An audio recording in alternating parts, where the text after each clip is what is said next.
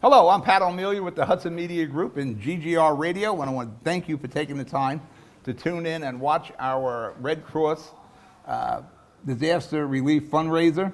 As you're aware, in the last couple of months, there has been numerous hurricanes in the southern portion of the United States, in the Carolinas and Florida.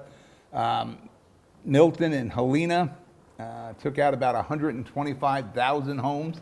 And then there were various wildfires that took out more homes.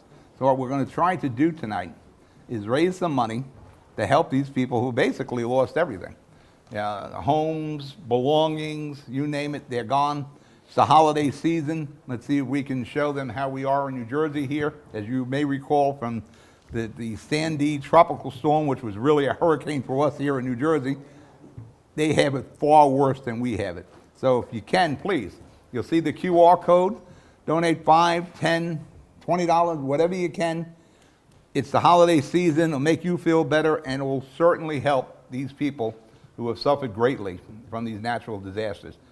And to talk about that, my first guest tonight is from the American Red Cross. It is Sherry Ferrera. Sherry, how long have you been with the Red Cross? I've been with the Red Cross for 6 years, Pat. What made you join the Red Cross? You know, I've always been somebody who likes to give back myself. So I've always tried to work in the nonprofit sector. And I was looking for a job, had been working in the same job for about 17 years, and I wanted to find that next thing that would kind of tug on my heartstrings, and the Red Cross was a great opportunity. Now you got a communications background, right? Yeah, I have a BA in communications from William Patterson University, and always been loyal to my state of New Jersey working here. Oh, it sounds like a Jersey girl. That's right, I'm William a Jersey Patterson? girl. I'm originally from Hudson County, and now I live out in Sussex County. What made you go all the way up there? You got some natural disasters up there, weather-wise, snow-wise. You get feet of snow up there. It was affordability for me. I was a young couple. Me and my husband, we bought a house out there because it was, quite frankly, where we could afford, and it was a lot quieter, and we liked it. You go to see Fred Space Farm Zoo and Museum? I've been to Space Farms many times, yes. My buddy Goliath, they stuffed him away. I remember when he was alive. So actually, it's an interesting museum. Oh, it's beautiful. I love the antique cars as well. There's a lot to see. He bought them new with the idea of having an antique car museum back in the 30s. Yeah. This guy had a lot of foresight. Yeah, it's a great place. With the Red Cross, is there like a bat signal that goes on that activates the Red Cross? Because you have various disasters. Now, what happened in the Florida and the Carolinas there, devastating. It sure was, when someone's burned out of their home, a two-family home, also devastating. How did the Red Cross get involved? Whether it's, I don't want to say it's minor or major, but these are all disasters on their own. Well, how do you guys get involved? Every disaster is a major disaster to whoever it's affecting. If it's a home fire, and by the way, we responded to over 1,000 home fires in this year alone. And every 8 seconds, the Red Cross responds to, every 8 minutes, the Red Cross responds to a disaster, and the vast majority of them are home fires. So what happens is we have relationships with fire departments and offices of emergency management and local officials. And when there's a fire and families are affected, displaced, or maybe they've lost belongings, they'll call the Red Cross at 1-800-RED-CROSS, speak to one of our duty officers, and then they will dispatch our disaster action team, which is made up of local volunteers from communities just like this, who will go out and respond to help their neighbors. Now take me through it. There were fires recently in Bayonne. Right. Pretty devastating fires there. What happens when the Red Cross is on the scene? They get the call, we take it, boom.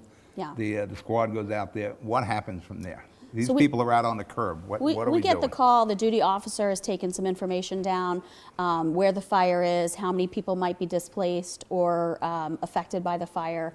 And then we'll go out and we'll meet with that family or families. We'll talk to them about what their immediate needs are. We'll be very compassionate. Our volunteers are very sensitive to what these families have just gone through. Maybe they've lost everything. Maybe they've lost a pet or a loved one. Or maybe they've just lost their clothing. But like I said, a disaster is a disaster. And that's a dark day for them. Is the Red Cross on the scene when the house is still on fire and these people are on the curb? Occasionally we do get called out when there's still a fire happening and the fire department is working on the fire. and we'll meet with families, usually through our partnership with the municipality. We'll have a reception center set up for them, someplace comfortable where we can meet, someplace quiet. Or some municipalities will bring in like a bus, or we'll bring out our emergency response vehicle, which we can meet with our clients in. And then we'll talk to them about what their immediate needs are. Maybe they need hotel, temporary lodging for the next 2 nights. Maybe they have a place to stay, but they need food. Maybe they need to replace their clothing. And we'll provide some emergency financial assistance, which through the generosity of donors like people who are watching your program, we're able to provide that. And then we'll help them with those immediate needs. But also, someone might have lost their eyeglasses. They may have lost some medical equipment or prescriptions. We'll work to also help them replace those things. And then our caseworkers, who are fantastic volunteers as well, they will follow up with those families and make sure that they are on the road to recovery. And then after we're providing assistance to them, a lot of those referrals that we're providing to them the night of, or the caseworkers providing to them, in that phone call a couple days later, we're making sure that they're making that outreach to those other organizations, those partner organizations that can also help them. Following up what you just said, people should take some precaution. When you're burned out, you lost your license, your birth certificates, your EBT cards, whatever it is, you probably should take pictures of all that, because getting those documents is really it's very difficult, very difficult. Yeah, and time consuming to replace important documents. One of the things that we also do is we go out into communities and we try to educate families on how to prepare for things like home fires and other disasters. And one of the things that we always explain to people is that they should take those precautions. You should be practicing your home fire escape plan. You should be trying to, practice that with your family. Oh, we all think we do that, but we don't do that. We got the fire extinguisher under the But sink. if you have small children, you can kind of make it a fun game. You can set that timer for 2 minutes. Work with the children in identifying 2 exits from each room in the house. Teaching them how to get low under the smoke and go. Going through your home and making sure that the stairway's not cluttered. There's nothing in the Red Cross have videos on that? Yeah, we do. I should can actually certainly send you some things for the program. We'll run that a bit. Now, we talked about like what happened in Bayonne with a single or a double, 2-family home. Right. Let's talk about what happens in Florida. Now, that is major disaster there. Right. What happened? How did the Red Cross get involved there? Because there's a lot of logistics involved now. Right, a lot of logistics, and lucky for us, we do have relationships with agencies. They're at the forefront of these things. So when there's a large storm like a hurricane coming, we already know that it's coming, and we're starting to prepare. And we're pre-positioning our supplies in locations where we know, we might not be exactly where the landfall is going to be for a major hurricane, but we're right outside of it, so we can provide the assistance. And we'll pre-position our volunteers as well. Volunteers from all over the country. Over 100 volunteers from New Jersey deployed to the southeast after hurricanes, Hurricane Helene and Hurricane Milton, to help those in Florida, Tennessee, the Carolinas, and then what we'll do is we'll open up shelters when there's evacuations going on, and we'll provide emergency financial assistance if we can, but we'll also do things like mobile feeding. We'll go out into a community where, people may not have access to their stoves any longer. Maybe they don't want to go. I've seen the footage, and we'll Right. show some of the footage. They have access to nothing. Exactly. Stove is gone. And it's absolutely devastating. And, our volunteers come back after their 2-week deployment, and they tell us these stories. And yes, it's definitely devastating. And there's, we're seeing larger disasters more frequently due to the climate crisis. So I have to we're go on record. preparing I'm not more a and more. climate crisis person. And but not I'm everybody is, I'm and not not one of them. everybody is. But what I can tell you is, as a Red Crosser, we're responding more frequently to large disasters. Now, do you guys have your own Doppler radar? You're watching these storms as they're coming in. We are watching, and we're You better go and we're listening to experts, and we're in the right meetings, and we're listening to the forecasts, and we're planning with other agencies to make sure You're dealing that with the we're. municipalities, the state, the counties, Yes. FEMA. Yes, we're working with offices of emergency management mostly, but large organizations like the Red Cross, we often partner with when we go out to large disasters to make sure that we're providing what we provide, but we know that we can make referrals to people in need. And to other everybody gets help. organizations. It doesn't make, if they have a People Trump are sign. people. It if they have doesn't a Trump matter. sign, they still get help. Unlike Everyone FEMA. is helped by the Red Cross. If we are aware that you're in need of assistance, you come to one of our shelters or you call 1-800-RED-CROSS, and it's something that we do, we will help you. It doesn't matter. People are people to us. Is there, I guess the south is, the southeast is probably the more, the busier hurricane season, and you had the wildfires also. We do see a lot of hurricanes in the southeast, but when you brought up wildfires, Wildfires in California. we're Jersey seeing had a a lot lot of wildfires. This past few months, we've had some wildfires, and our volunteers were there to make sure that our first responders, who were really on the ground and fighting those fires, we were providing some support, meals, and kind of going along the fire line at some of those locations and just doing some canteening for them. We have volunteers that are just amazing. If we got a job for them, they'll roll up their sleeves and say You got yes. a number of how many volunteers you have system-wide? It's got to be in the tens of thousands. It's been a while since I've actually seen the number, but it's thousands in New Jersey. You We have send them all thousands Christmas of cards? volunteers. I don't send them all Christmas cards, but our CEO, Rosie Taravella, is amazing. She definitely gets out the word, and she'll be sending out her holiday message, and we thank them as much as possible because 90% of the work that the Red Cross does is done by volunteers. Now, with the economy the way it's been, has there been an impact on Red Cross funding? I don't. Well, that's a good I sign. don't know. That's a good sign if you I don't know if I have the answers for that, but I know that when we go out into a community and people do want to help, we do often get donations. Just before I got on your show, I have to say, the mayor of North Bergen was here, and he He's still here floating around back there somewhere. He pulled me aside and he said that he was pledging $500 today to Nick's a disaster good guy. relief through the Red Cross. So I was grateful for that.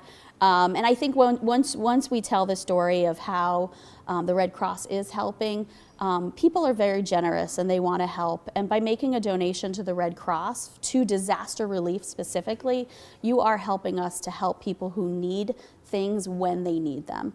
So we go in and we provide assistance for the things that they need right away with that funding. And You we guys really do a appreciate great job. it. Do a Thank great you. job. Hopefully, we should probably do something a few times a year just to help the Red Cross and not wait for a disaster. So hopefully we bring you back. Speaking of that guy, I would love Sacco, that. when we come back from break, when you leave, we'll have Mr. Sacco right in that chair. I'm keeping the seat warm. All right, you see the QR code, please scan it. Please donate what you can, $10, $20, whatever it is. You can do like Mayor Sacco, $500 if you want to be like Mayor Sacco. We're going to break. We're going to show you some footage, and we'll be right back.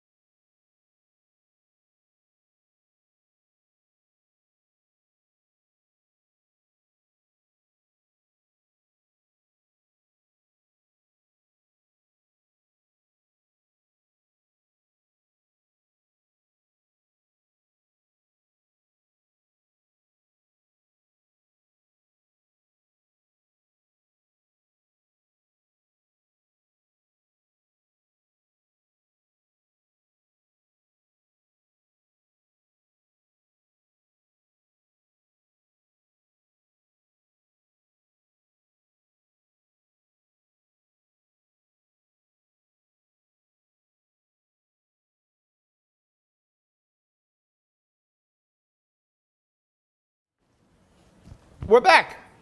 Sherry from the Red Cross is gone on, but I now have props. I got my little Red Cross ambulance here, a minivan, and I got a Red Cross bong. You got a Red Cross bong? You probably don't. But actually, this is a water bottle. But it looks like a bong. And now my guests, the two of my studio divas in here. John Heinis from Hudson County View and our television show Hudson County View Live. And Fernando Uribe, the man of many television shows. Talking Politics, is that the one with me? Yes. All right, guys. I don't know, how many shows do you have? 10? I got 2 shows. 2? I thought it was more than that. It seems like more than that. It seems like it, yeah. Seems More shows like- coming in the new year. So stay tuned. Do you? Yeah. Well, I'm thinking about doing a simulcast with the radio and the video. Okay. We'll do a little experimenting with that, see how that goes. Let's go for it. That'd be fun. You guys, between Christmas and New Year's, we're going to have a clinic here on the radio. Okay. To work, again, to figure out exactly how to work it. We get this radio thing going. Thinking maybe we might even do something on the radio. All right, Maybe that'd be a great. morning thing. Yeah, actually, I was thinking, most of the shows that we keep talking about at nighttime, but all the main talk shows are all in the daytime. So it just dawned on me recently. I was thinking, let's just do a daytime show instead of worry about 9 o'clock, 10 o'clock. Because I want to have the high school kids doing a sports show in the evening. So that just leaves the evenings open for the kids, and we can take the daytime. What do you guys want to talk about? We come to politics. You want to talk about politics? Like in Hudson County? I'm always game for that. The county that's on fire? Same here. The county that makes the decision and sticks with it? Hey, by the way, what happened to Scott Heinis? He was like a blaze of fire. It was like somebody grabbed him by the collar and just pulled him back. Is he still running? He's still running. He kind of disappeared. He's still on the trail. He's still? I guess What he just. happened to I don't think he's coming this way, Pat. No, I don't think he's welcome here at this Well, moment. I'm not even talking just Hudson County because they haven't officially made a flip on that. Not officially. But, it's probably going to happen. But I mean, everywhere, he just kind of disappeared. He was hot there for about an hour. Well, that whole Spotify gate, whatever you want to call it, that didn't do him any favors. I'll say this much too. I think 2 recent polls I know David Wilson with the New Jersey Globe published that I think 2 labor unions. I'm not sure if it's the same union, but those 2 polls really within a week of each other, having Mikey Sherrill out by a pretty significant margin. I read the file. It was interesting because it's all right, well, we don't know what the fundraising numbers are yet. We don't know. Obviously, we do know what county chairs have endorsed certain candidates. But again, with no county line coming in What do you 2025, think? it seems like those endorsements might sort of, I don't know, it might not be as powerful as they once were. And I think, and John and I talked about this, and I think Cheryl runs the risk with this many endorsements this early on of that Tammy Murphy syndrome. That if you remember, the First Lady suffered early this year against Andy Kim being seen as the establishment person. I think Mikey Sherrill's got to be a little careful. I mean, there's still many months to go. Yeah, I mean, look, it's a tightrope walk, and I think it's going to be tough because you can't both be the anti-establishment candidate and the establishment candidate at the same time, right? So, No. I mean, I think Mayor Phillips made that quite clear, right? Well, I he mean, definitely made his stand. yeah, so you see where he's at, and you see where, Sean Spiller and Ross Baraka, Steve Sweeney are at. It's not really a situation, I think, where you could do a tightrope walk. I mean, this is going to be, you're going to have to pick a lane and stay with it, Is it even worth having the endorsement of the party outside? The line is gone, or whatever the line is going to be, the ballot form, block voting, or whatever the hell that's going to be. Scroll. Didn't you know it's going to be But a to get the scroll? vote out machine is still out there. So there is some use to having an endorsement. There's still the GoTV apparatuses, and of course there's still the fundraising component. Obviously, when you get the county chairs to endorse you, you would think that means that they're going to fundraise a little for you and send some checks your direction, which never hurts. But at the end of the day, I mean, Gottheimer's going to have the most money by a wide margin, and Fulop will probably be number 2 if I had to take a guess. And then it'll be everybody else. So, it's definitely a whole new world, as Fernando was saying. I mean, with no line and now the new ballot that's going through the legislature. But ultimately, I think it sounds like Nick Scuteri, the Senate president, sounds like he really wants to take Judge Zahid Qureishi's ruling quite seriously, much more seriously than the Assembly is taking it now.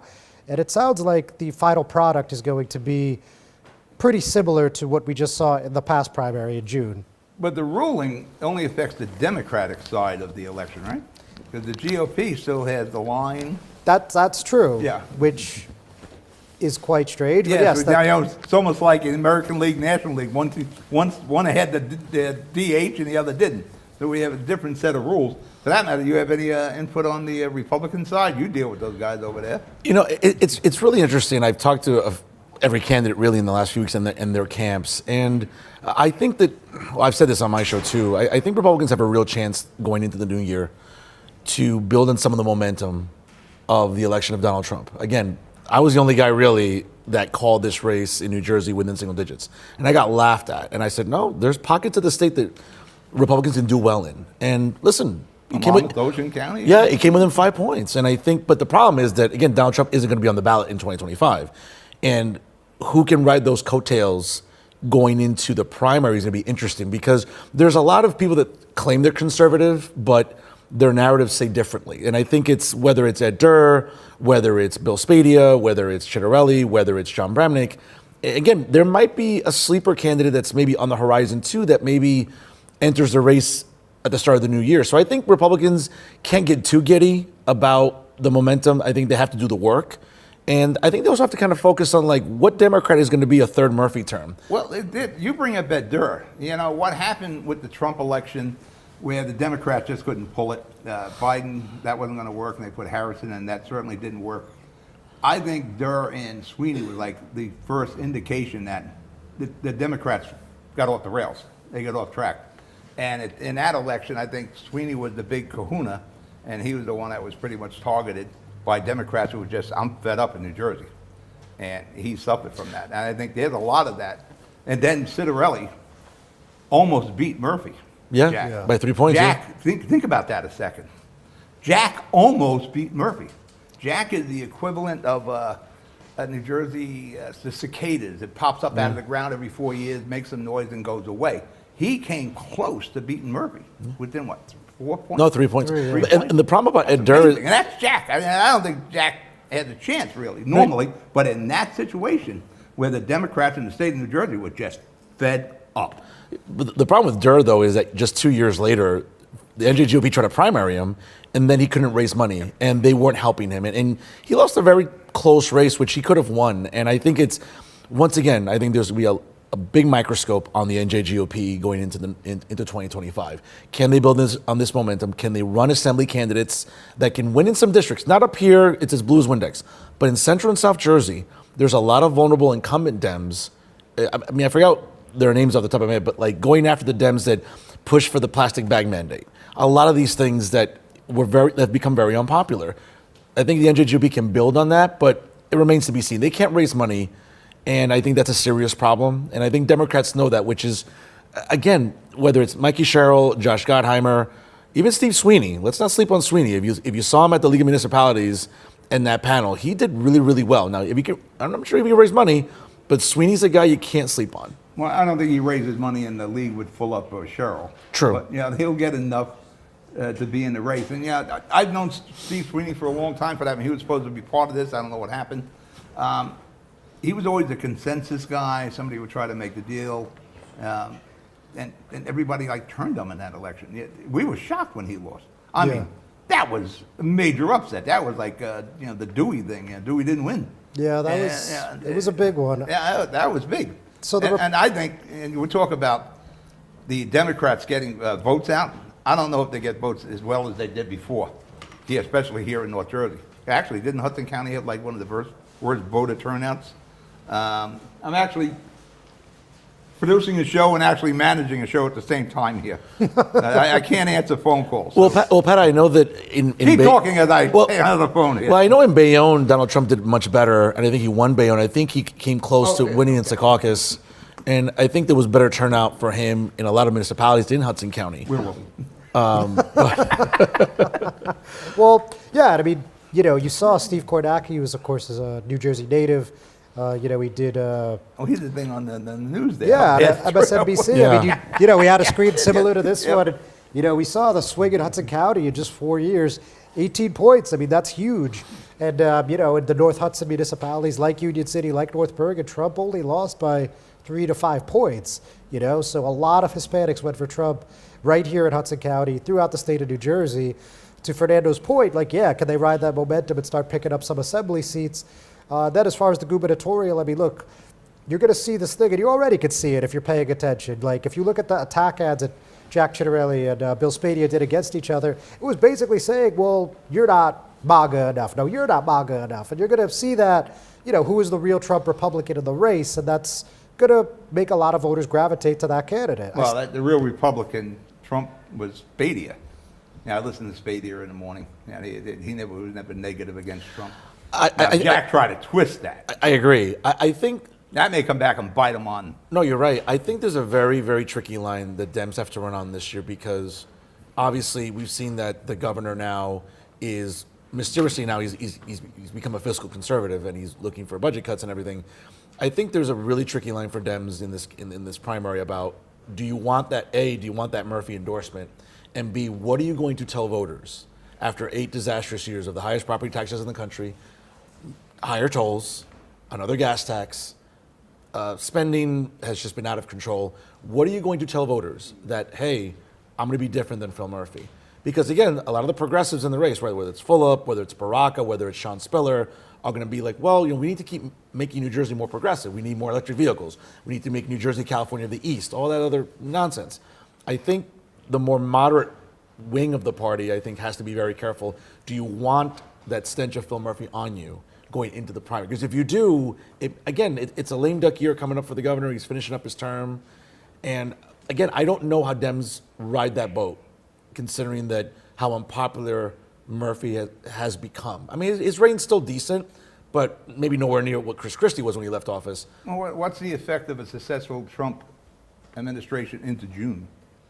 I'm not saying 4 years, just into June. Well, they're not going to have a lot to run on. I mean, again, if Donald Trump even does a quarter and can accomplish what he can with a slim majority in the House and a majority in the Senate, and the economy picks up, we're seeing more quality of life issues come to the forefront. We're seeing us pull out of unnecessary wars or pull out of funding, and just we get away from this woke nonsense. I think that, again, whether it's a Sherrill, a Gottheimer, a Fulop, what are they going to run on? Well, okay, well, let's focus on New Jersey. I mean, obviously, in 2018, the reason Trump lost the midterms was, I think Dems were very emboldened to go against him. We're going to have to see in these first 6 months, like you said, whether or not Dems can capitalize. Now, again, if the economy gets better and Trump doesn't do anything to really make himself marginalized, Dems are going to have a tough time. Like, what are they going to run on? Woke stuff? You're going to still have a honeymoon going in June.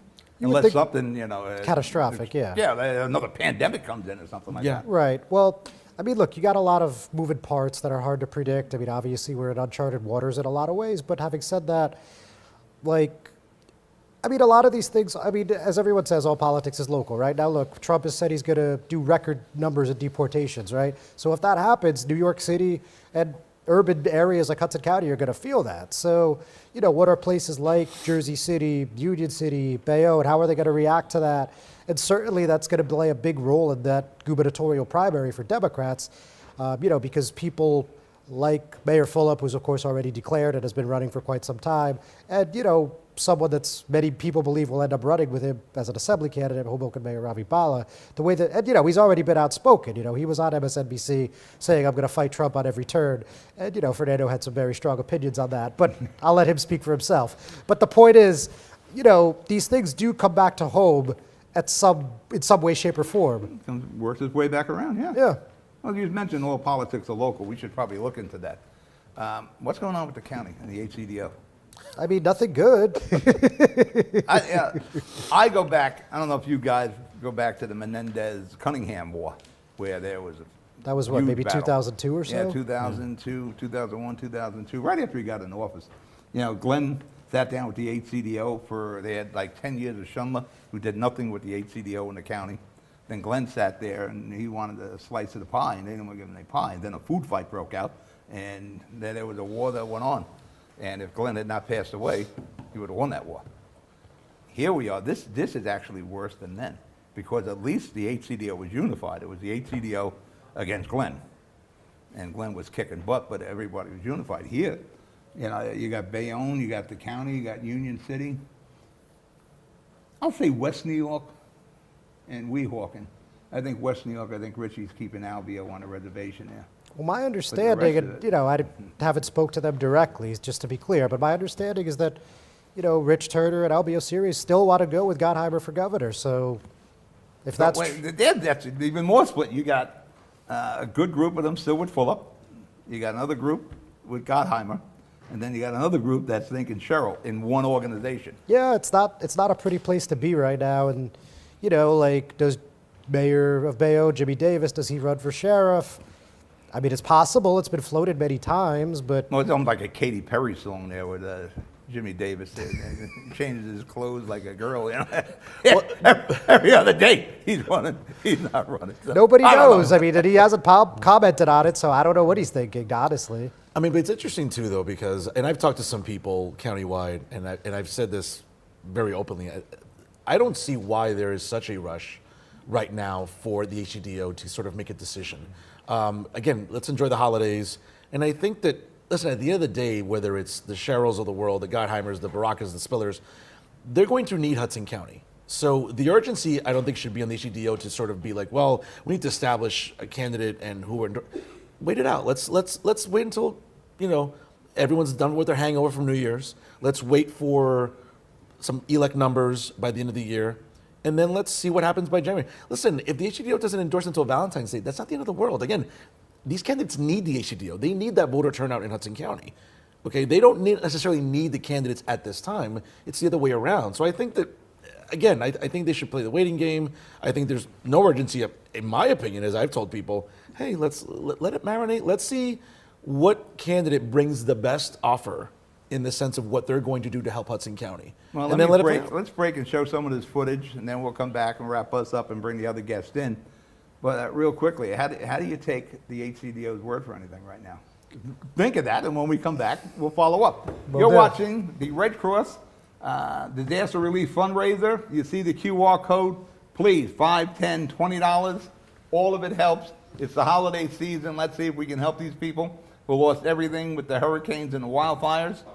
We'll be right back.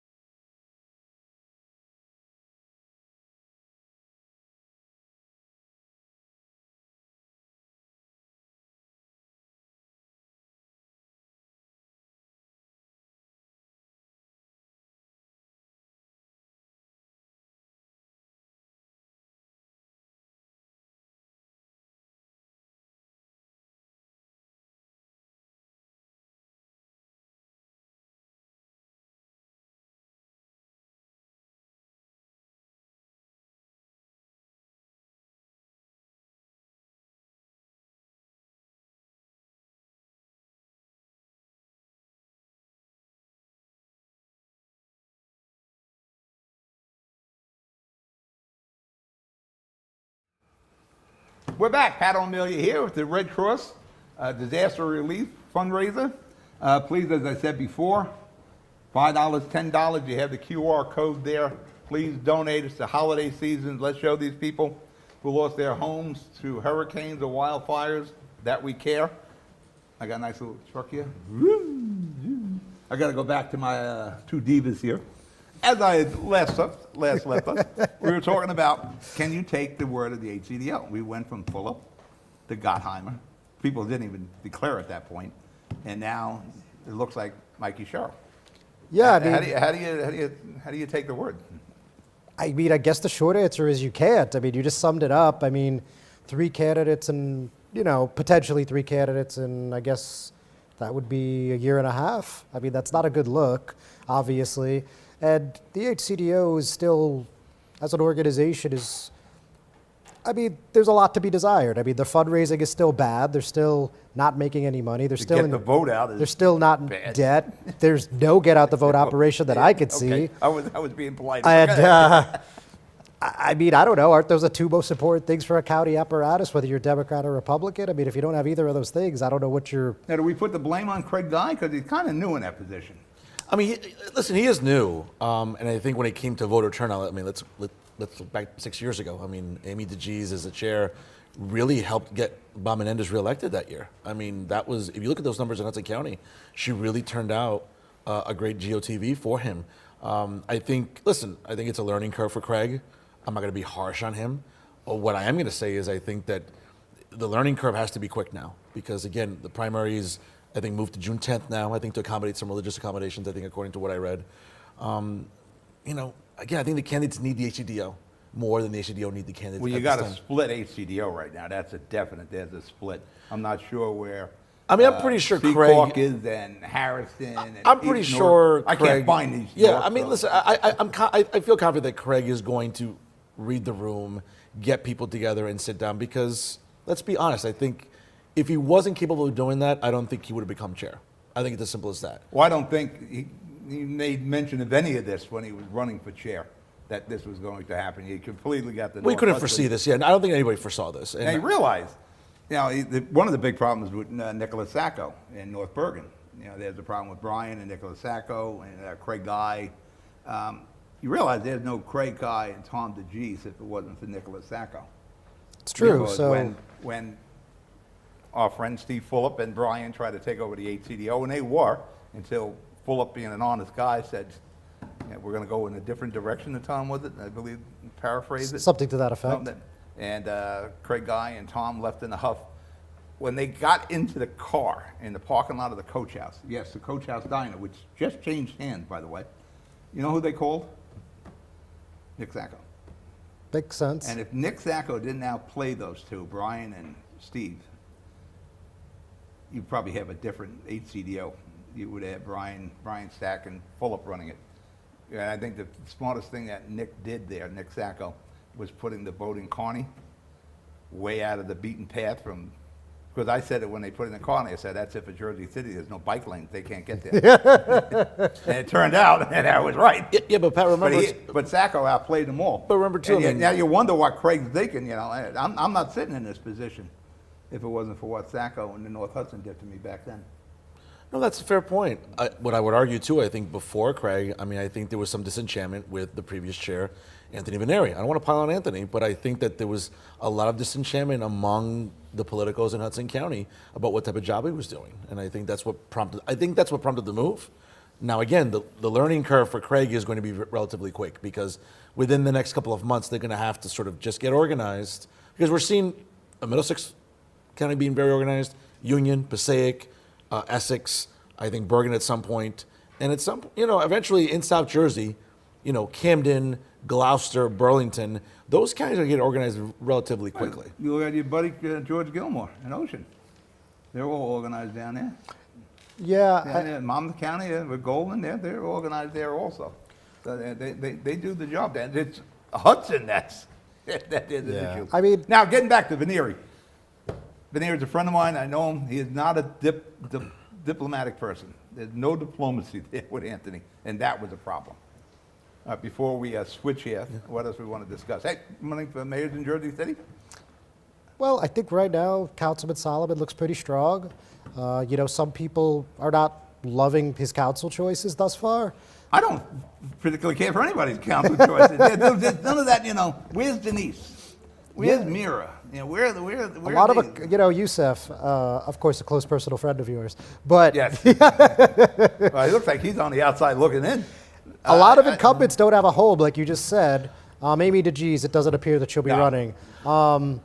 So that's 4 out of the 9 that don't have a home right now. So, I would bet you, if we're just playing fantasy football, I would say Denise most likely ends up running with James, and Mira, I'm not really sure. I could see her running by herself. I could see her running with James. I could see her running with Joyce. I'm not sure. Do you think Joyce makes it to the starting line? Not really, but I thought she would have dropped out already, so I'm not really sure what's going on in that camp, to be What are you honest. going to say? I will say this, and I don't want to put any unnecessary pressure on, but I think the one council candidate in this race that has enormous pressure on him is going to be Tom Zupa. And I like Tom personally. I'll be interviewing him in the new year. But if he doesn't win this race, I think he has to reconsider life in politics. And I'm not saying that to be mean. I think this is as good a window for Tom to win that ward. I think that from what I'm hearing, Kevin Bing isn't going to run. Nothing against Rich Baggiano, like the guy. He's been a gentleman to me. But I think that Tom's mechanism and his ground game is improved, whether it's a civic league, everything else. This is Tom's time. And I think of any council candidate right now, the most pressure is going to be on him because he's got to win that race. If he doesn't win that race, Richie's not going to be a pushover. I don't disagree. Was it Richie's 4th run? Yeah. yeah. That's tough to win 4 times. I It's tough agree. to win That's 4 tough. Yeah. times, and I wish him nothing but the best. He's been a gentleman to me too. I've only had nice, pleasant dialogues with him, but look, he's getting up there in age. I believe he's 80 now. I'm not really 100% convinced. He Well, actually, he's better than Biden. Anyone's better than Biden, let's be honest. Jesus. that's not exactly a lifetime achievement award. All right, before we go to break, win places show. I'm seeing O'Day, McGreevy, Solomon. Like, where would you rank the candidates? What are you asking? Yeah, win places show. That's a horse term. Okay, I would say today it's probably Solomon, McGreevy, O'Day, but McGreevy and O'Day are close. What do you think? I would agree with that. I think that people are underestimating Jim a little bit. I'm not a fan of some of the council candidates, but I think that the ground game could improve for him. I was just at a Christmas party with Jim McGriff. Johnny Burns, who's floating around in here, we're at the John Burns Christmas party, and McGreevy sat at the table with my daughter and I. And prior to that, I seen McGreevy come in, and I said, it's going to be an interesting with the debate. I said, if McGreevy talks to you, he has you. But he's tremendous at speaking to the constituents. He talked to my daughter for about 20 minutes. They went after all this mumbo jumbo stuff about all the ethnocentric things they talk about. And when he left, with Israel was with him. When he left, my daughter turned around and goes, you're right. If he talks to you, he got you. That's the advantage Jim has. And if he can pull people across the finish line, that's another Well, I mean, advantage. the debates we're going to do, we definitely got to do 2 mayoral debates. Yes. Just to see McGreevy and O'Day go at it. And we've had Solomon in here before. Solomon's good. But I tell you, that's like A at 1 and 1A. Him and McGreevy and O'Day in the debate. That's going to be, we should have done that as a fundraiser. A fundraising debate. All right, we're going to break. You're going to see some more footage. And when I come back, well, I'm not coming back. I'll probably come back at the end. Who's taking over? I am, yes. Fernando Uribe is going to take over, and you're interviewing Andy Acebo. That's right. New Jersey City University president. The distinguished. We'll be right back. Make a donation, please.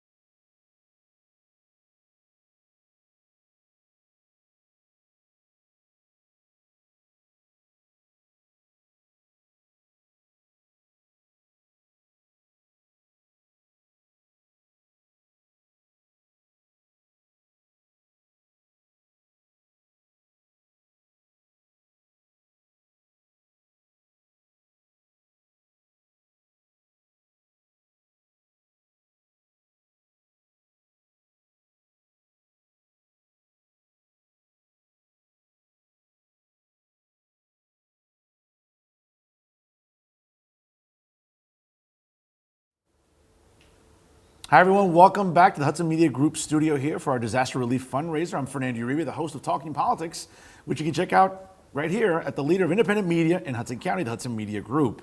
It's my pleasure to talk with this evening here during our fundraiser, the distinguished interim president of New Jersey University, my good friend, a fan of my media brand, Andres Acebo.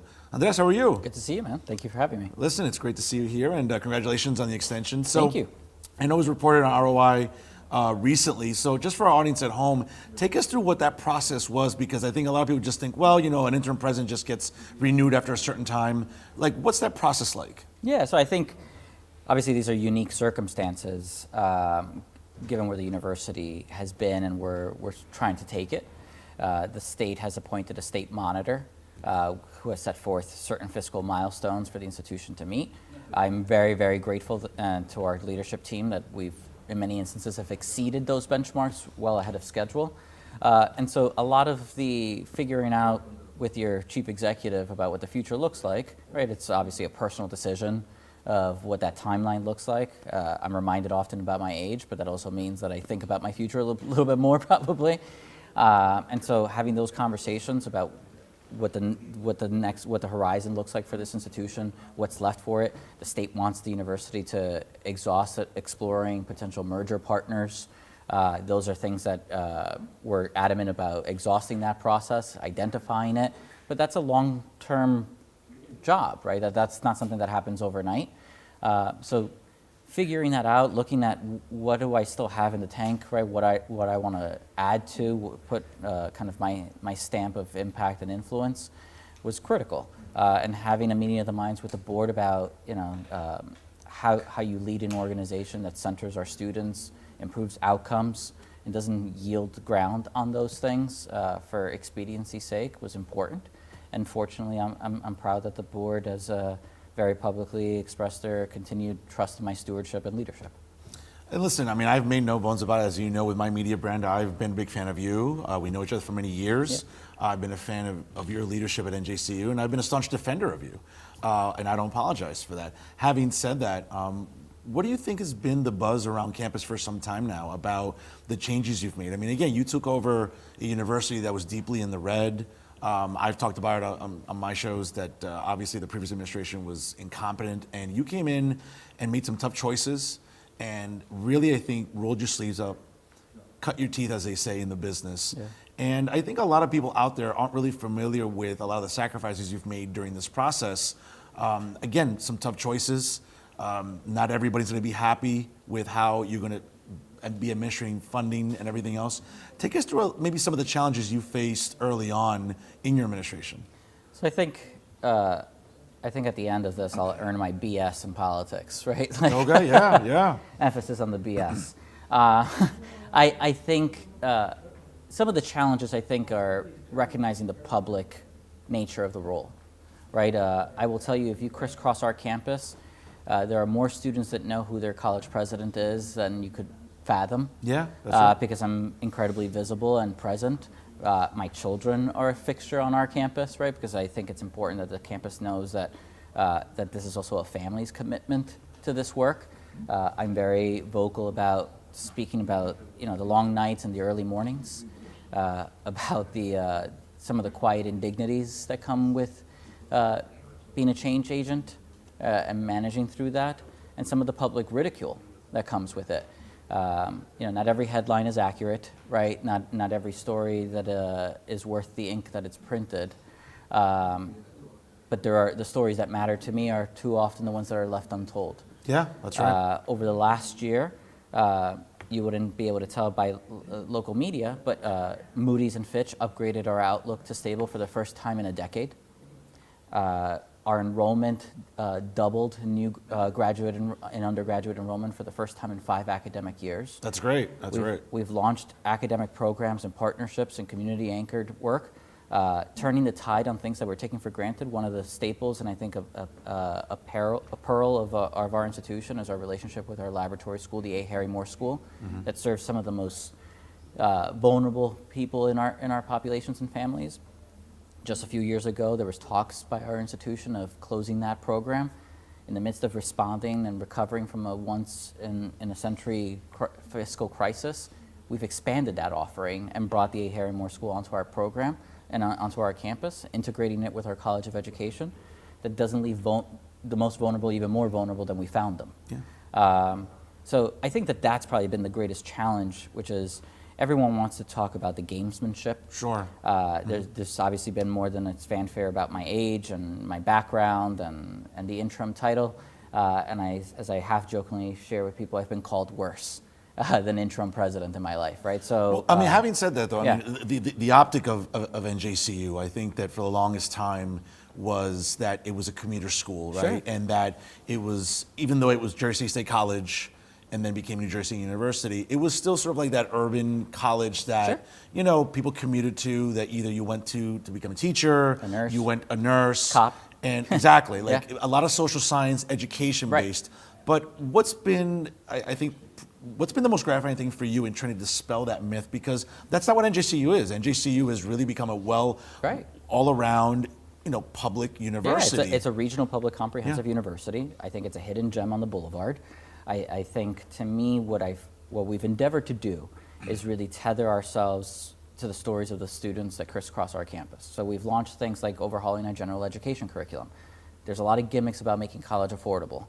It's like, I avoid the gimmick like the plague, right? So to me, it's like, what are things that are going to be practical? Yeah, gimmicks are bad, right? I Yeah, don't think- yeah. Let's get away from gimmicks. Yeah, so absolutely. so the public we're the only public university in the state of New Jersey that includes the cost of textbooks in your tuition, right? So while every institution is raising their tuition because of cost of living and inflationary constraints, like we did, it's like each of our students on average saw about a $750 decrease to their total cost of attendance because we baked in the cost of textbooks and course materials. Those are things that aren't sexy, right? That no Yeah. one really talks about, but that's practical because I'm a first-generation college student, right? I sit there and I'm still paying off my student loans, so that's relatable to me of meeting those burdens, and then also recognizing the difference that for our students, in large part, they're not the first to go to college; Yeah. they're the first to be able to go to college, right? Like, Which is a big difference, right? It's Because- a huge yeah, difference. absolutely, yeah. Right, college isn't for everyone, and Yeah. maybe that's uncouth of me to say as a college president, but there's dignity that is very worthwhile and easily to be pursued and found in noble callings that a college degree doesn't immediately confer you. I'm the first generation son of working class immigrants, laborers, right, who got to go to law school, got to be the first to go to college, but it's because of their grit and hard work that that's possible. So what we've tried to center on our campus is that those stories matter, that you validate that experience, and that is rewarding.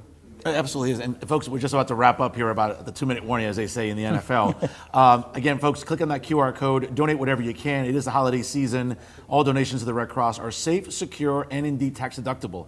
So donate whatever you can. Again, click on the QR code and donate today to the American Red Cross.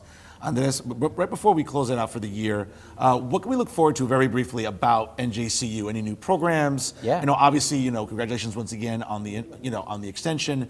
But when you think about academics or athletics or anything, what can we look forward to really quickly that maybe, hey, wasn't on the horizon, now it will be? Yeah, I think you should anticipate NJCU to continue making news. In the first quarter, I anticipate us having significant improvements noted by our bond rating agencies again. We just closed on some ground leases that have netted about $10+ million improvement in our cash reserve. When all is said and done, I think that our fiscal outlook will show that we improved over the prior fiscal year, our net financial position by $7 million. Again, significant strides on the programmatic end. We'll be officially launching our Hispanic Business Hub with the Hispanic Statewide Chamber of Commerce down Outstanding. at Harborside. More articulations. We have things in the work with the Borough of Manhattan Community College, really leveraging. My view is that this little school on the boulevard needs to embrace the fact that its campus is actually the city of Jersey City and Hudson County more broadly, and shepherding pathways. Once again, congratulations Thank you, on the man. extension. Thank Keep you. up the great work. Thank Folks, you. he is Andres Acebo, the Distinguished Interim President of New Jersey University. Once again, for more information on enrollment, admissions, or programs, visit njcu.org. Edu or Edu. .org? Edu. My bad, njcu.edu. And again, folks, click at the QR code. Please support the American Red Cross during the holiday season. Any disposable income goes a long way. Once again, your donation is safe, secure, and tax deductible. We'll continue here on the donation, obviously, and the relief fund here with the Hudson Media Group in just a moment. Once again, folks, click on the QR code, donate today, and let's make a difference during this holiday season, courtesy of the Red Cross. We'll be right back here at the Hudson Media Group.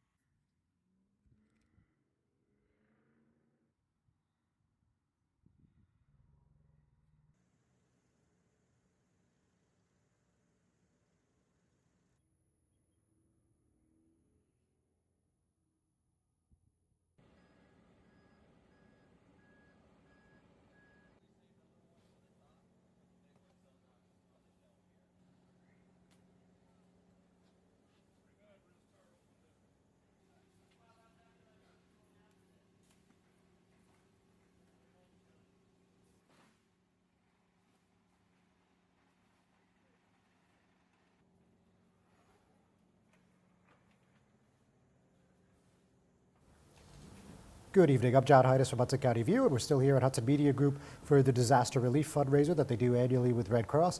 And I have the pleasure today of sitting with Friends of Lowe's Director Colin Egan. Colin, thanks for coming in. You're welcome. Glad to be here. All right. So, yeah, I mean, just let's talk a little history. I mean, obviously, you and my friend, the producer here at Hudson Media Group, Pat O'Melia, have a long history. I mean, you guys, you know, he's used the Lowe's for debates and for shows and other broadcasts on both radio and TV. So just tell us a little about that and how you guys got acquainted and how that worked out for you. We met, I think it was shortly before 9/11, and Friends of the Lowe's and the Lowe's Theater is always in the news, always have to dealing with the political reality of the times. Pat's very good at that, so we got to know each other, and he became very supportive of what we're trying to do at the theater then and now in terms of restoring it and making it a place for everyone to be able to go and enjoy and be entertained and enlightened. So he bought into all of that. And then when 9/11 happened, one of the things that really got us working very closely was after the Twin Towers were destroyed, the Port Authority basically shut down a lot of public activities at their facilities, including the Journal Square Station, where they were going to have a Halloween event shortly, right after September. And Pat felt that was not a good thing for the kids, and we all agreed. And so we put together, Pat and Friends of the Lowe's, a substitute Halloween event. And we did that for 10 years. And it was really a great thing. I think a lot of young people out there today remember going to the theater, having a chance to win a bicycle. I think he gave away 6 or a dozen bicycles, costume contest. It was a lot of fun. All right, yeah, it sounds like it. So with that said, a lot of people have heard of the Friends of Lowe's, and they know that, of course you want to preserve that historic structure to the best of your ability. But, a lot of people don't know what you guys do on a day-to-day, week-to-week. So tell me a little bit what that's like. Well, up until just a couple of years ago, day-to-day, week-to-week, we were fully running the theater, which meant maintaining it, trying to continue renovations on a very limited budget, and programming it. That stopped a few years ago when a new reality was agreed upon between the city, Friends of the Lowe's, and the Jersey City Redevelopment Agency, and also Devil's Arena Entertainment. That's the organization that has been brought in to be the for-profit commercial arm of running the theater. And as part of this whole arrangement, an awful lot of funding is being provided by the city and the state to renovate the theater and fully restore it. A lot of what we'd done before that was working with volunteers on very limited funds, getting the building open, restoring it as best we could, but now a lot of money is coming in to get everything done, hopefully, that needs to be done. And so the theater's been closed since 2001, I believe, as they prepare for that big renovation. And we've just been going through our archives. We're preparing to try and sell or give away some equipment we don't need anymore. And we've been trying to keep abreast of the plans for the renovations. And so, all right, with that, now obviously the renovation is underway, right? And so do we have an approximate opening date? Or can you tell us anything about what's happening right now? Well, the renovation really only got going over the summer, and they were doing a lot of pre-construction work, some demolition, which sounds like a bad word, but sometimes you do have to take some things down and apart to renovate and restore. I suspect it's going to be a 2-year build-out at least. So we're probably talking about 2026 at the earliest before the theater opens. It also depends on, sometimes you find things when you open walls you're not expecting, sometimes supplies aren't as available. So there's often a bit of an unknown even in the best planned of renovations. Got it, all right. So, assuming things go smoothly, you're thinking late 26 maybe? Yeah, that's possible, yeah. Okay. And, we've seen renderings, and of course, we've heard from officials, elected and otherwise, about what it's going to look like. But, that doesn't always happen. So, what do you think would be the biggest changes if things go largely according to plan? Well, to be honest with you, I have to explain to the audience, Friends of the Lowe's, and me in particular, are under what they call a non-disclosure agreement. So we can't talk too much about things, but well, for one thing, you'll see on the outside, I don't think it's a secret that made the news a few weeks ago, that they're taking off the marquee that everyone has known for 75 years and replacing it with a replica of the original. So that will be a big outside visual change. The inside, hopefully all the wonderful finishes will be even more wonderful because they will be cleaned, and where the paint's peeling, they'll be replaced. I think this is public knowledge. The first floor, the orchestra floor in the auditorium, will not be as it has been. They are removing all the permanent seating and doing what I guess you'd call terraces, so flat, down, so that you can put portable seating and also have standing room only at times, depending on the show. So that will be a big visual difference. But obviously with a restoration, the hope and intent is to keep as much the same as possible, only bringing it back to its more original condition. Got it. All right. So with all that, I think you've given us a clear, at least idea of what we could expect. So just, in the interim now, when, we're mostly playing the waiting game, like what do you guys have coming up? Let's just say for the end of year season or, maybe all the way into the summer, like anything in particular Friends of Lowe's has on their calendar? No, we've been talking about trying to find outside venues to do performance in, but it's frankly difficult and expensive. I think more of what we want to focus on is both what additional things that FOL may need to, frankly, fundraise for, buy, and renovate the theater for our programming, since we're not sure everything we need will be covered in this renovation. So that's one issue, and then we'll have to get about fundraising. But there's also beginning to plan for the programming, which sort of goes hand in hand with what we'll be able to do. So I don't think there's a lot of programming for us in the next 6 to 12 months, but it's more planning and preparation, and we hope volunteer activity to perhaps do writing, research into our own archives, all in preparation for helping to tell our story more as we go out and do fundraising for the future. Okay, got it.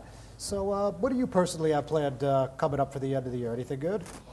To be honest with you, I'm hoping to sleep a little bit. It's a lot of activities going on with the theater in terms of going through storage, and then there's a personal quest I've been on the last few weeks. You're going to laugh when I say it. The neighborhood where I live, we're trying to rescue a feral outdoor cat who's injured.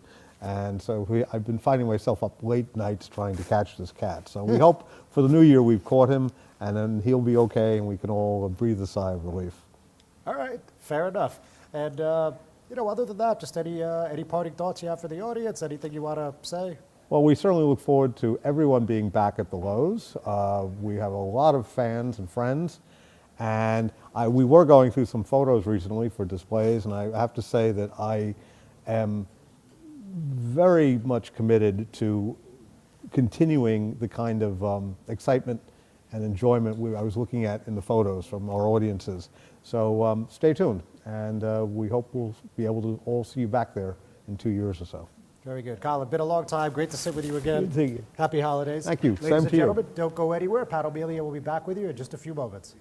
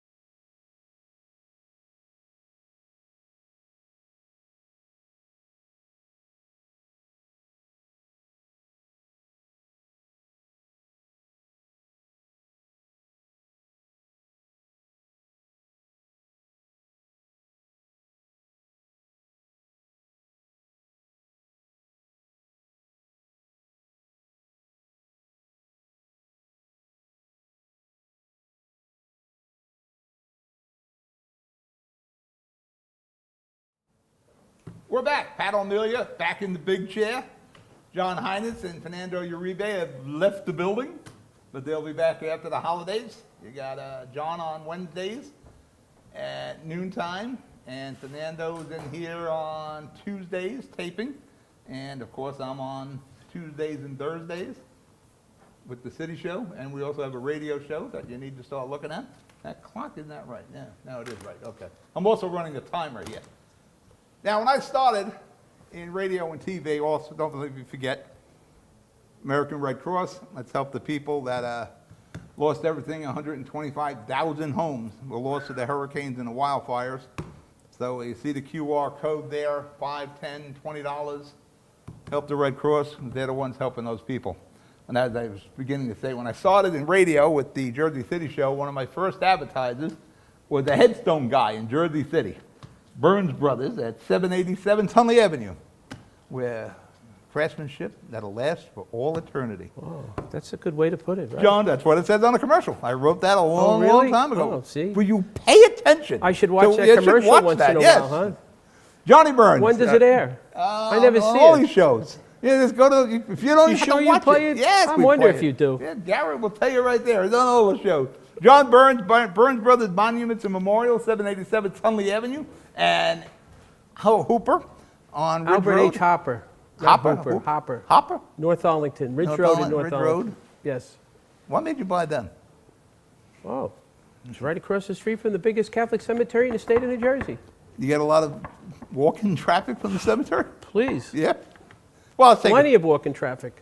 Now, you are the preeminent headstone monument engraver in New Jersey. You pretty much, if they're buying a headstone from some storefront place, you're probably, good chance, you're doing the engraving. Well, in this area here, you know, New you go Jersey different area? parts of the state. We're not we doing a Jesse Waters here? This is my world. Well, yeah. yeah, my world. Yeah, right. Whatever. But no, but we do a lot of wholesale business in this local area here and in Staten Island, and it's down in we even have some accounts down in South Jersey too that we do business with. So we get around. Well, you did headstones down in We used to Lakewood, do it. We used to do a lot of stuff for upstate New York for the Jewish community too. and that's a lot of engraving with the Jewish it's a lot of- headstones. so They it's a go full up the face. sides, up the front, down the back. Oh yeah. Yeah, that's a lot of work there. Now, how do you get into How do you get into the headstone business? Well, I actually grew up in Jersey City on Garfield Avenue, across the street from the cemetery. And Bayview Cemetery, Bayview right? Cemetery, correct. So it inspired you? Well, you know, your kids, you're playing in the cemetery. We're always in the cemetery. It's like our backyard, right? Jersey City was a different, environment back then. So there'd be gentlemen that would come in to do the second engravings on the stone, right? And I'd be around, and I'd go over and talk to them. We became friendly because they were there all the time. And then I started to help them do stuff. And then there was a shop up on Ocean and Chapel Avenue, Memorial Art Studio, where they actually did all the engraving on the stones. And I'd go there and work after school. So after, I worked there for quite a while. And then the shop became very dilapidated, so they closed it down. And then we moved it to North Arlington, to the Hopper location. And then I just, kept it up from there. I used to bring a brother with me. There's the Burns brothers. There's four of us all together. So everybody has been to work for You me. got some brother-in-laws in there, too. No brother-in-laws. Oh, no, yeah, no, we don't have any no? brother-in-laws. Only brothers. How am I going to get a I brother-in-law? thought you had brother-in-laws in there, too. Sister-in-laws maybe, but no brother-in-laws. So you had Hopper before? I worked there. I've worked there. Now it's, what is it now? Now, you 47 own Hopper now. No, I own it now, but Yeah, I've been associated with them for what, 47 years? I don't look that old. So right? you had Burns Brothers on Tunley, and then you bought Hopper. And Yeah, you were well, like, in between, we were at a different location in Newark on South Orange Avenue. We're renting a place over there to do the manufacturing. And then we moved into the Jersey City location, and then, I always kept a relationship with the Hoppers. And when he decided that he wanted to sell and retire, his children didn't want a part of it, So he said, "You want it?" I said, "Yeah, I'll go for it." So we bought it. no, it's In like- fact, the guy that I purchased the building from in Jersey City, we became such good friends, right? And it's not like I was the best of all, how should I say, tenants, not say tenants, but, we had our issues financially in the beginning, and he stuck with me. He was a great guy. He stuck I with can't me. see you being a pain in the ass. No, but I am a okay. pain in the ass. But anyway, he stuck with us through thick and thin, and especially through me, and he put so much confidence into me that I was just overwhelmed. He was like my grandfather I never had. And when it came time to purchase the business in North Arlington, or the property in North Arlington, he says, how much you need? I said, I need about $900,000, right? No, 600. I think it was, no, it was 600, 650,000 I need, right? You know you got money when you can't remember if it was I'm telling you, 600,000 or 900,000. I'm telling you. So anyway, we go out to dinner, right? And he says, hey, I got your check in my wallet. I said, what? He said, he's got a check for $650,000 in his wallet. I said, are you nuts, right?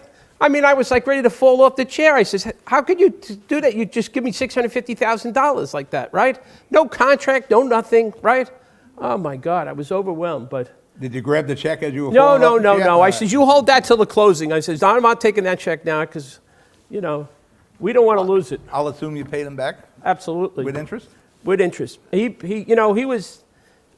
became, how should I say, elderly, and he didn't have anybody to care for him. We set up caretakers for him. I used to go buy his groceries for him.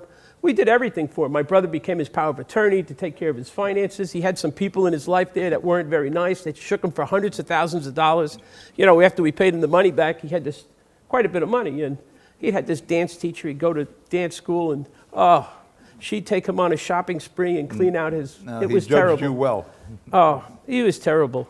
Terrible, terrible. But you know what? Karma has a way of getting even Yeah. with people. Yeah, So karma's a real thing. Now, engraving-wise, we're running out of time. Well, You've we- done some of probably the best work I've seen you guys do was the War Memorial in North Bergen. that's a beautiful, Yeah, that is beautiful beautiful. job. That came out perfect. We had a lot of issues. It was right in the middle of COVID.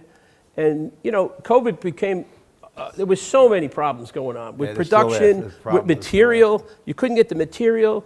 And the images weren't all that great. We had to have them retouched and cleaned up, and then we'd send them out to a company that makes these film-like stencils that we place on the face of stone. But if it's not done at the right aperture, and it's like developing a picture, and if it's not done exactly the way it's supposed to, it doesn't come out right. And it was just, we had to send them back. We had to get new ones, and to match them up onto the old ones is really a challenge. So. For that matter, when we edit this, eventually I'll cut those pictures in. I have the pictures. Oh, you do? I Oh, have they're them. beautiful. Yeah, They yeah. came out perfect. Perfect. You've Really done- beautiful. you- But you- they were pissed off at me because I was late. They were like, yeah, okay, it's COVID. Nick You know? Sacco?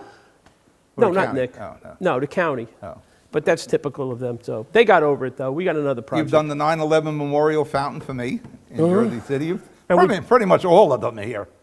Yeah, In pretty much. Hudson County, you've done pretty much all of the monuments. You've had celebrities. I've seen you did Jersey Joe Walcott headstone. Yeah, we did that for another wholesale company, another one of our concerts. We did Whitney Houston's monument, too. That was a pretty busy looking headstone too. Yeah, I've seen that. it was a beautiful, beautiful monument.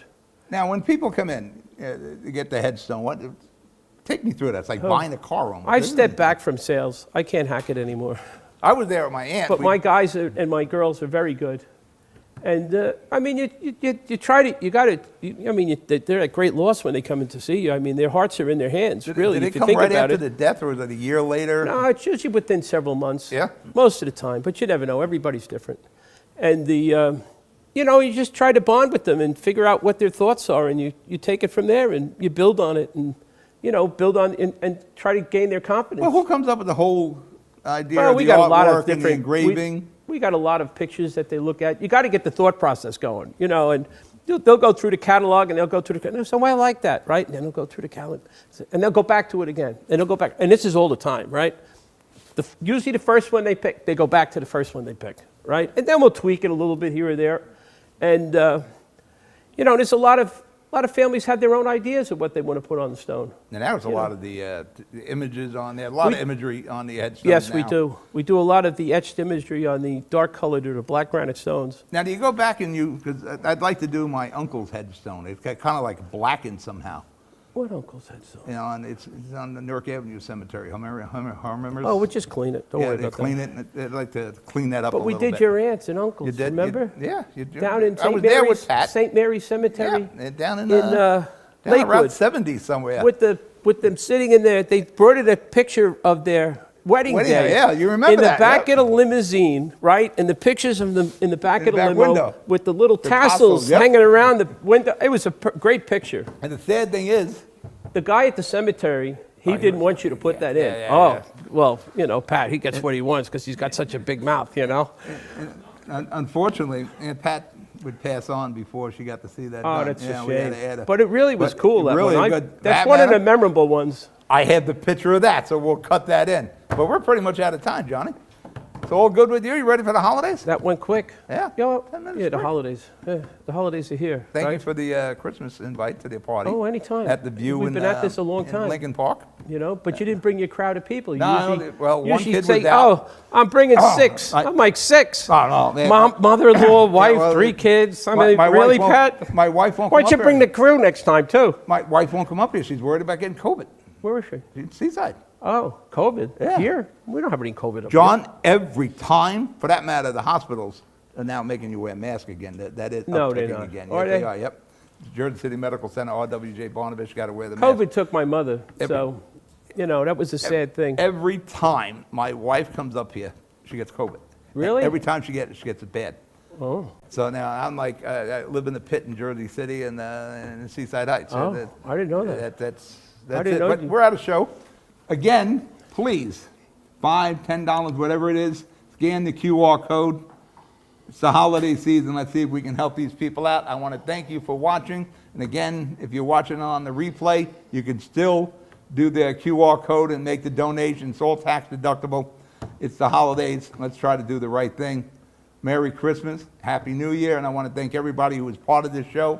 Amanda Acebo, Colin Egan, Nick Sacker was here, but he was in and out. John Heinis, Fernando Uribe, Johnny Burns over here, Colin Egan, of course the Red Cross, and my crew behind you here, Garrett, John, all my gang from North Bergen High School with the North Bergen Sports and Entertainment Network.